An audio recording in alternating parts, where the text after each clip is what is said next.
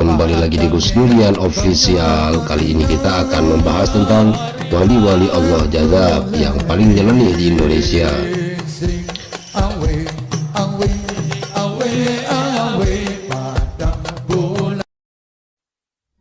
Yang pertama, Al-Habib Syahan bin Mustafa Al-Bahar, salah satu wali jazab yang paling nyeleneh. Siapa yang tidak kenal dengan sosok beliau, salah seorang dzurriyyah Rasulullah Shallallahu Alaihi Wasallam yang akrab dengan sebutan Habib Wan Sehan. Orang yang sering sekali disebut-sebut oleh para ulama dan habaib ini sebagai waliullah yang jazab, yang juga sangat sering menghilang. Beliau sangat susah dicari karena sering berpindah-pindah tempat dengan cepat. Bahkan Al-Habib Umar bin Hafid dikala asik-asiknya mengajar santri di Tarim Yaman sering berkata, "Kita kedatangan waliullah Wan Sehan, kita kedatangan waliullah Wan Sehan," tetapi tidak terlihat oleh para santri. Ada satu hal lagi yang lebih mengherankan, ketika adzan maghrib berkumandang, tepat di depan musola sang Habib Sehan itu berteriak-teriak sambil bermain gitar di saat jamaah akan melaksanakan salat maghrib. Tentu hal ini membuat sang marbot masjid pun marah. Kemudian dengan lancang sang marbot masjid ini mencaci maki Habib Wan Sehan habis-habisan. Tiba-tiba Habib Wan Sehan pun menarik kepala sang marbot. Kemudian dibenamkannya kepala sang marbot tersebut ke dalam ketiaknya. Sungguh menakjubkan. Sang marbot ini pun menangis lalu berkata, "Aku melihat Ka'bah, aku melihat Masjidil Haram di Ka'bah." Kemudian sang marbot masjid ini pun meminta maaf kepada Habib Wan Sehan. Ada satu kisah lagi ketika akan diadakan acara maulid.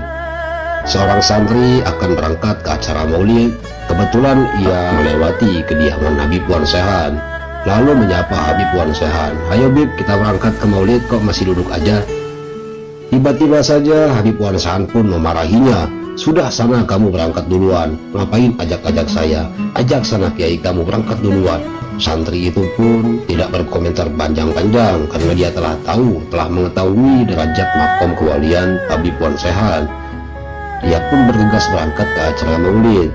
Ketika sampai di acara maulid, sungguh membuatnya takjub. Dia pun berkata, "Subhanallah," sambil menggeleng-gelengkan kepalanya. Ternyata Habib Wan Sehan sudah berada di posisi paling depan menerima para jamaah sambil berkata, "Ayo tafadhol, tafadhol, tafadhol."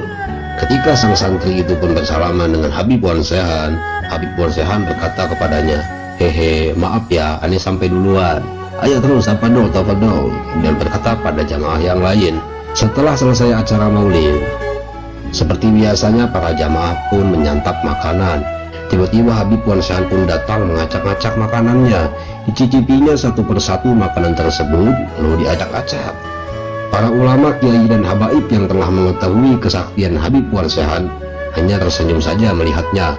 Namun bagi orang yang baru pertama kali melihat Habib Wan Sehan, pasti mengira bahwa itu adalah orang gila. Habib Wan Sehan pun terus saja berlari ke sana kemari dan mengacak-ngacak makanan yang ada di situ sambil berkata, "Barakallah lakum, barakallah lakum." Sungguh menakjubkan.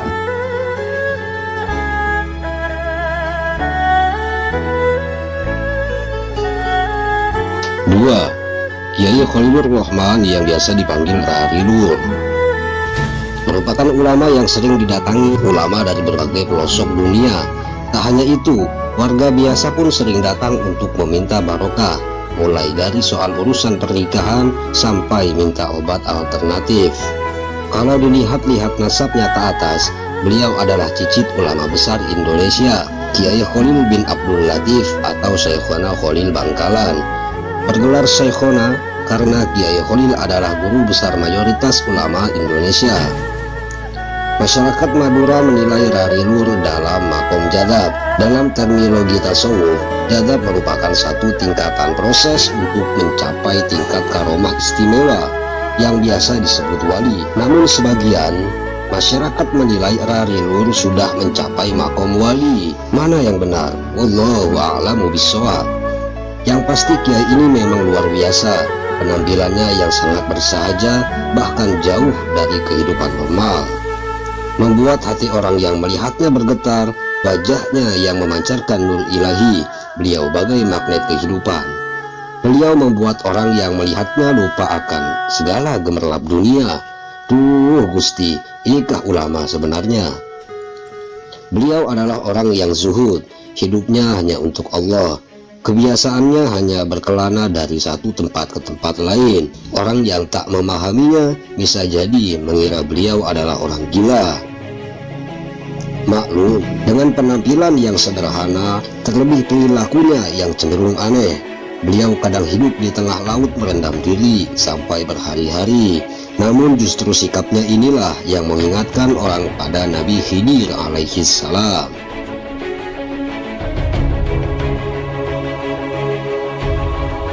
Yang ketiga, Habib Abu Bakar bin Segaf. Beliau yang bertelanjang baju adalah wali Majdum. Al-Habib Abu Bakar bin Segaf bin Abu Bakar As-Segaf adalah cucu dari Al-Qutub Al-Habib Abu Bakar bin Muhammad As-Segaf. Habib Abu Bakar bin Segaf ini dikenal oleh warga sebagai orang yang sangat jarang memakai baju. Bahkan orang yang melihatnya sekilas akan menganggapnya seperti orang gelandangan. Namun, setiap orang yang pernah berjumpa dan bersalaman dengannya akan merasakan kerinduan yang sangat berat. Al-Habib Abu Bakar bin Segaf ini diberi oleh Allah Subhanahu wa Ta'ala keistimewaan, yaitu air kencingnya bau wangi. Dan beliau mengurung diri di dalam kamar kurang lebih 15 tahun tanpa makan dan minum. Bahkan pernah beliau hanya memakai sarung dan loncat ke dalam sumur. Seketika yang tertinggal hanya sarungnya saja yang ada di sumur. Begitu dicari, ternyata beliau sudah berada di makam kakeknya sambil memeluk batu nisannya, yaitu Habib Abu Bakar bin Muhammad As-Segaf.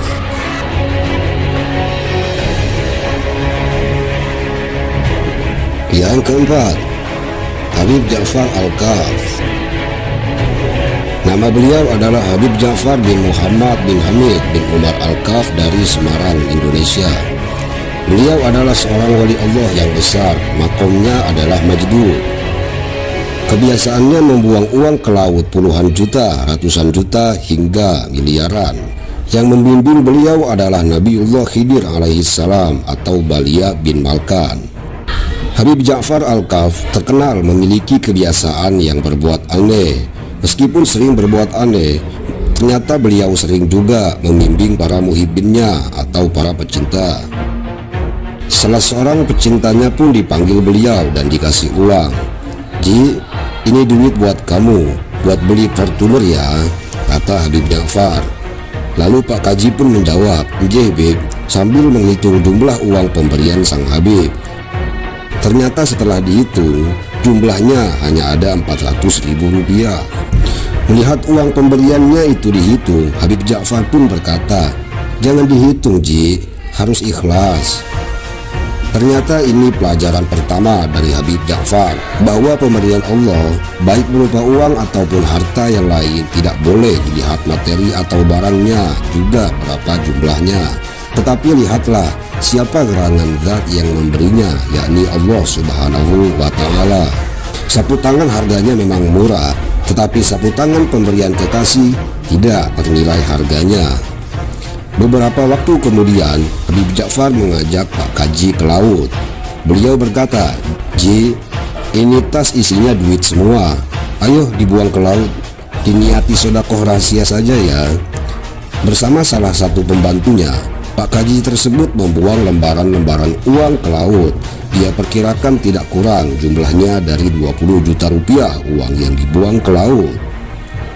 Pak Kaji pun berpikir keras, apa makna perbuatan ini, serta apa konteksnya dengan dirinya. Ini pelajaran kedua untuk Pak Kaji, bahwa bagi seorang arif billah, antara uang dan tanah nilainya tidak ada bedanya. Subhanallah. Yang kelima, Gus Ja'far. Di antara putra-putra Kiai Saleh, pengasuh pesantren Sabilul Muttaqin dan sesepuh di daerah sana, Gus Ja'far lah yang paling menarik perhatian masyarakat. Mungkin Gus Ja'far tidak sealim dan sepandai saudara-saudaranya, tapi beliau mempunyai keistimewaan yang membuat namanya tenar hingga di luar daerah. Malah konon beberapa pejabat tinggi dari pusat memerlukan sowan khusus ke rumahnya setelah mengunjungi Kiai Soleh. Bahkan ayahnya sendiri, Kiai Soleh, pun berkata, Gus Ja'far itu lebih tua daripada saya. Entah apa maksudnya. Kisah ketika Gus Ja'far bertemu dengan Sungini. Sungini ini dijuluki sebagai perawan tua di kampungnya. Gus Ja'far pun berkata kepada Sungini, "Sum, kulihat keningmu kok bersinar, sudah ada yang lamar ya?" Tak lama kemudian ada orang seberang yang melamar Sungini. Begitupun kisah yang dialami seorang tukang kebun. Gus Ja'far berkata kepada tukang kebun itu, "Kang, saya lihat hidung sampean kok sudah bengkok, sudah capek menghirup nafas ya?" Loh, ternyata besoknya tukang kebun itu pun meninggal. Inikah yang dinamakan ilmu kasyaf, Allahu a'lamu bishawab. Satu cerita lagi dari Li Salamun. Ketika Gus Ja'far bertemu dengan Li Salamun, Gus Ja'far berkata kepada Li Salamun, "Wah, saku sampean kok mondol-mondol, dapat proyek besar ya?"